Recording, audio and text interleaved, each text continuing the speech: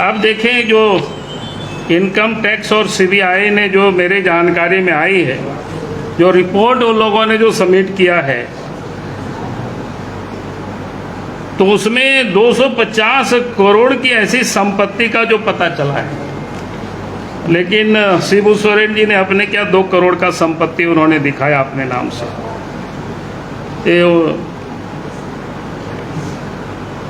और जबकि उनके नाम से 250 करोड़ तो संपत्ति जिसको कहते हैं ना पूरा परिवार की, जो लोगों ने इकट्ठा की सब चीज़ों की, बाकी और जांच होगी तो हमें लगता है कि कितना मिलेगा पता नहीं। जो सीबीआई और इनकम टैक्स वालों ने जो एकत्रित किया था, जो इकट्ठा किया, इनकी जो प्रॉपर्टीज है, जो संपत्ति है हेमंत सोरेन परिवार की या शिबू सोरेन परिवार की, तो वो भी वो संपत्ति को इकट्ठा किया गया, या तो उन्होंने इनकम टैक्स में दर्शाया है, या फिर इलेक्शन जब चुनाव जो लोग लड़ रहे थे, जैसे कई लोग चुनाव नहीं लड़े हैं वो तो नहीं दर्शाएंगे, उनकी पत्नी जैसी है, तो इनकम टैक्स ने जो दर्शाया है, या फिर इलेक्शन कमीशन में जो चुनाव लड़ते वक्त अपने प्रॉपर्टी का जो लोग डिक्लेयर करते हैं, उसमें से जो लिखित है वो 108 ऐसी परिसंपत्तियों का साम्राज्य इस परिवार ने खड़ा किया है झारखंड में। थोड़ा मोड़ा नहीं, मैंने जिसको कहते हैं ना कि 108, या उसको कहते हैं कि भाई श्री शिबू सोरेन 108 संपत्ति इस झारखंड में, रांची से लेकर के दुमका तक, और फिर यूपी में भी, फिर दिल्ली में भी, और भी कहीं एक जगह होगा। और उसमें भी आश्चर्य है कि 33 यानी 33 ही मात्र प्रॉपर्टीज को इलेक्शन कमीशन में लोगों ने डिक्लेयर किया है, बाकी तो अनडिक्लेयर्ड है। तो अनडिक्लेयर्ड का आप जानते हैं उसका क्या सजा है इलेक्शन कमीशन में। कोई भी अगर अपनी संपत्ति को कोई छुपाते हैं तो उनकी सदस्यता तो जानी ही जानी है, मतलब मिनिमम जिसको बोलता है, जो सामान्य जानकारी में पहले भी इस प्रकार की बातें हो चुकी। तो ये जो अपने आप को कहता है कि हम गरीब हैं, आदिवासी हैं, और चिल्लाते हैं कि भाई सामंती, तो भाई कौन सामंत है?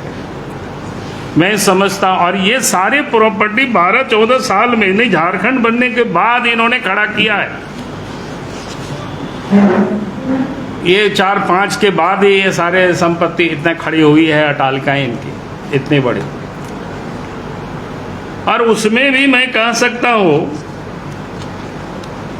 कुछ एक संपत्ति के तो मैं बेनामी संपत्ति मैं जानता हूँ, क्योंकि किसी और के नाम से है, लेकिन उनके घेरे में वो सारे प्रॉपर्टी है इस प्रकार की। तो इस प्रकार के पूरे राज्य में या बाहर भी कितनी सारी प्रॉपर्टी इनकी होगी, ये तो जांच का विषय है। और इसीलिए आप देखते होंगे कि जब हाई कोर्ट में ट्रायल होता है तो बड़े बड़े लॉयर को लाते हैं कि भाई इनको डर इसलिए होता है कि जांच होगा तो पकड़े जाएंगे। सुप्रीम कोर्ट जाते हैं, वहाँ बड़े बड़े लॉयर को ले जाते हैं, इलेक्शन कमीशन में या लोकपाल में। तो ये इसलिए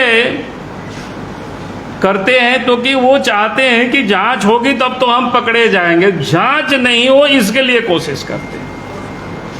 भाई अगर आपने कोई गलत नहीं किया, आपने कोई लूटा नहीं, आपने कहीं कोई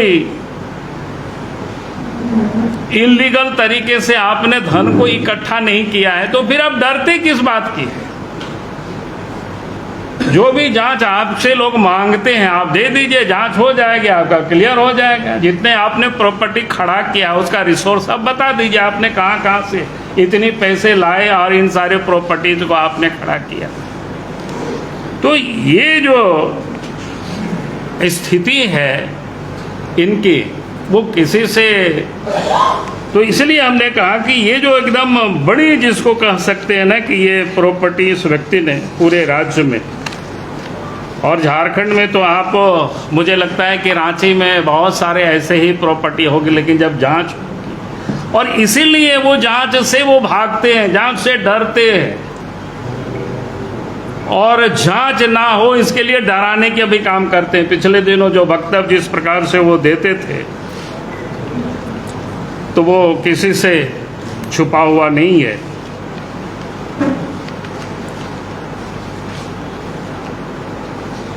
क्योंकि अगर आप इन 10-12 वर्षों में आप देखिए तो हम नहीं समझते हैं कि कोई और आदिवासियों ने इतनी दौलत इकट्ठा किया हो या उनके पास होगी। भाई ये तो अपने आप में